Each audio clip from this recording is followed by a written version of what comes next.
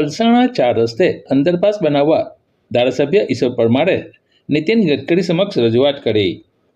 બારડોલી વિધાનસભા મત વિસ્તાર 169ના ધારાસભ્ય ઈશ્વરભાઈ પરમારે દિલ્હી ખાતે કેન્દ્રીય રોડ અને ટ્રાન્સપોર્ટ મંત્રી નીતિન ગડકરી તેમજ જળશક્તિ મંત્રાલયના કેન્દ્રીય મંત્રી CR પાટીલ સાથે શુભેચ્છા મુલાકાત કરી હતી.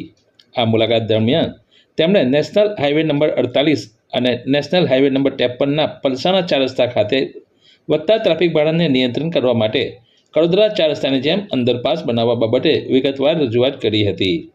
આ ઉપરાંત તેમણે Mumbai Delhi national highway number 48 અને હજીરા ધુલિયા જતા નેશનલ હાઈવે નંબર 53ના અન્ય પડતર પ્રશ્નો અંગે પણ ચર્ચા કરી હતી.